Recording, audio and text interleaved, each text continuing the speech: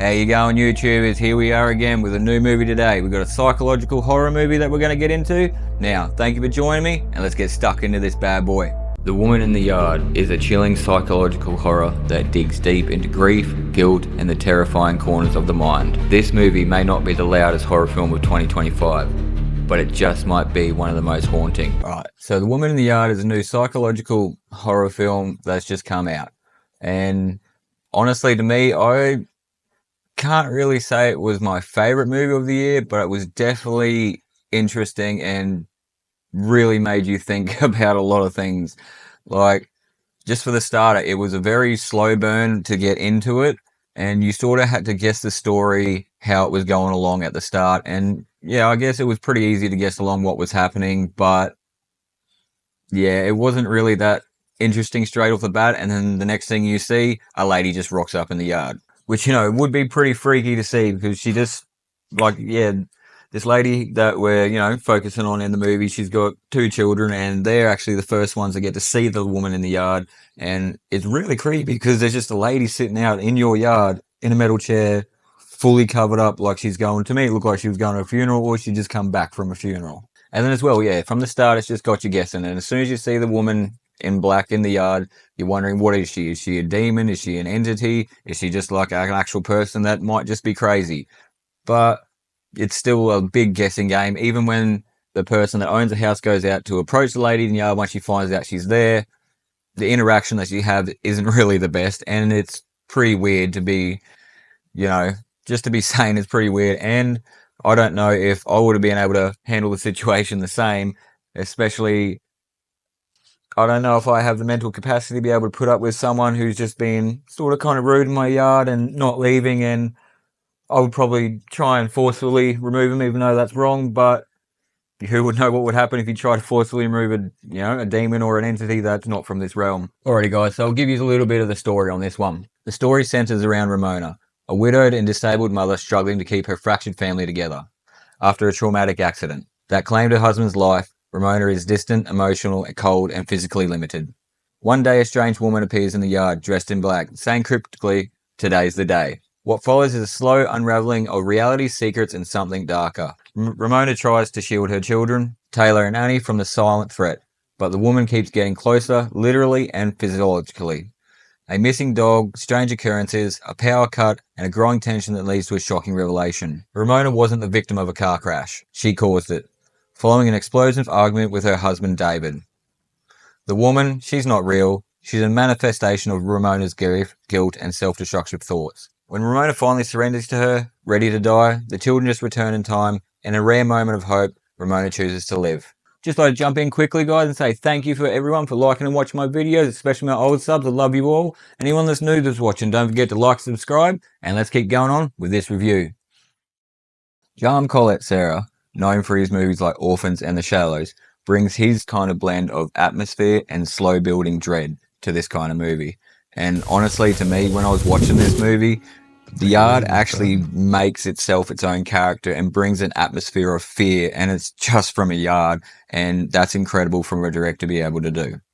And Danielle Deadwyler's performance as Ramona is magnetic in this movie. She really brings across a woman who is fractured by an accident, but is also trying to hold restraint, but is also very vulnerable right now. And I think that sort of leads into where the woman in the black comes from, because of her vulnerability and possibility on what she's been praying for. And the cinematography in this is awesome, guys. Like, the space and the shadows that they use for this, especially the woman in the black. The woman in the black seems that she's able to move by shadows, and that's really cool. Like, the first scene that you get to see where she's moving by shadows is her shadow sort of creeps up the house a little bit and dings a wind chime. And that even got me. I was like, that's some really cool cinematography, because you even see her sitting in the chair over in the yard, and she's sort of doing the hand movements with her hands and creeping up onto the wall and then just going ding. And wow, it just felt like in this movie, you never know what you're looking at. Is it actually real, or is it just in the imagination of the people in the house because of the distraught that they've been through with the accident with their father and husband? Now, just quickly, I'd like to have a little chat about the theme of how I felt the theme was to me. At its core, The Woman in the Yard is about depression and the lies we tell to survive it. Ramona hides the crash not from her kids, but from herself. The woman is more than a horror figure. She's a silent scream. The personification of Ramona's desire to give up. The unfinished painting with Ramona's face merged with the woman, along with her name spelled backwards, suggests that she will never separate to begin with. Even the Ramona spelled backwards, Anamara, sounds hauntingly like an alter ego. The final scene with Ramona saying she'll be ready hints that the woman may return. The battle with depression isn't won in a single night.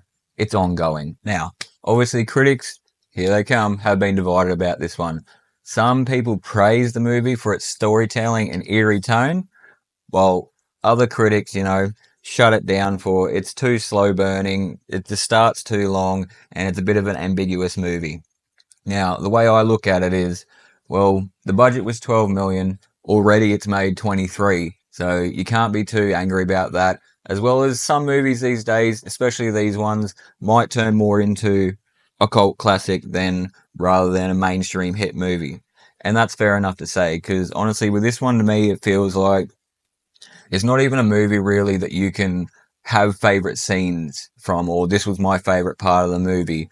Like, I do have some favorite parts of the movie, but it's not necessarily like, oh, this was the pivotal part of the movie that just, owns it. It's more like, no, I just really like this scene with the shadows. Pretty much the main scenes that I really appreciated and liked in this one were the shadows. When you actually get to see the woman in black do all of her shadow movements, and like they're really cool to see, like pretty much even inside the house, if there's sunlight coming in and that she's able to make a shadow inside, she's inside the house and moving around, moving stuff like as if she was, a ghost or some sort of spectral demon or something like that. But it was really cool to see. And yeah, I don't think this movie might not hit hardcore in the mainstream media, but it will be a cult classic, I feel, or hopefully it'll be a cult classic anyway. It's not just like your typical jump scare movie. This movie really makes you sit down and think about it. And honestly, at the start, I was kind of hoping for a bit more of a jump scare or a horror movie, but once you actually deep or really just start getting into it, that's when you start understanding that this isn't just like a jump scare movie. This is actually a movie about a mental struggle with a woman who's just had a pretty horrific accident and lost her husband. The Woman in the Yard is quiet horror, deliberate and introspective. It uses metaphor more than monsters, shadow more than blood. Deadwyler's performance, matched with Collet-Serra's direction, creates a horror film that may not terrify in traditional sense, but it lingers. If you've ever fought your own demons in silence, this film hits hard. So is it worth watching? Absolutely. If you like your horror smart, subtle, and steeped in emotion, this movie is definitely for you guys. Annie. So, is this movie for you? That, honestly, guys, will be up to you to decide. Me, personally, myself, it might not be a movie where I'll go back to watch again. Like, honestly, I prefer Sinners over this one, but that just might be because this just isn't my kind of horror film. This is more of a psychological. My wife actually really enjoyed it, but me, myself, no. It's definitely up to you guys to go out and decide if you would rather watch this one. Like, the cast, they did so well. The children, the main actor, she did so well. And it matched with the direction that the director wanted to take the movie. And this movie really makes you think about depression and what happens on the inside and the outside and how vulnerable it can be towards people. And honestly, guys, this movie really says that a lot.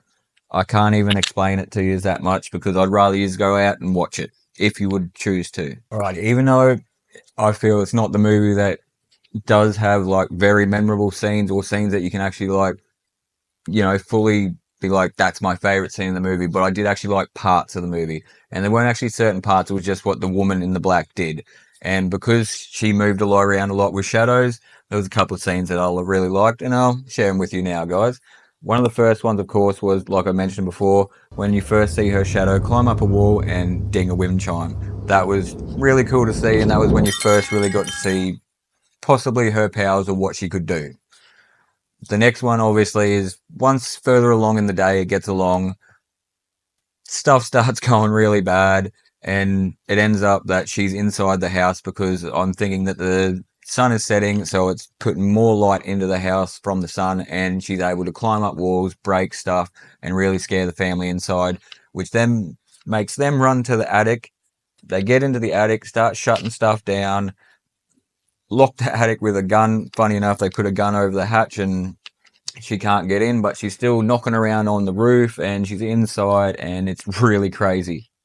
And then finally, once it all goes quiet, they look over in the corner and there she is sitting in the corner. And I guess if that's the one little bit of jump scare you might get, that's where it'll be. But highly doubtful, because this movie really makes you more think and wonder what actually is the woman in the black, especially when you get to see a couple of scenes where she gets to go, I'm guessing, into the woman in the black's realm, where it's you walk into a mirror and everything is reversed. Now, that was pretty cool to see as well, but again, guys, I don't think that this movie is really a movie where you can go, that's my favorite scene and I'm stuck on that one.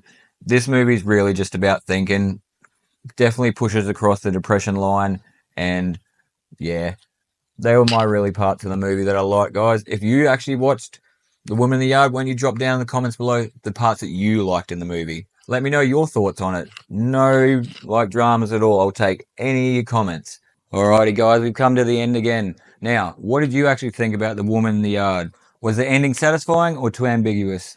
Now, don't forget to drop what you think about it in the comments. Don't forget as well to like and subscribe if you're new. And if you're my old subs, I love you all. Thank you for watching my videos. I appreciate you all. We're getting there, guys, and I wouldn't be able to do it without yous. And as usual, guys, I will catch yous on the next one.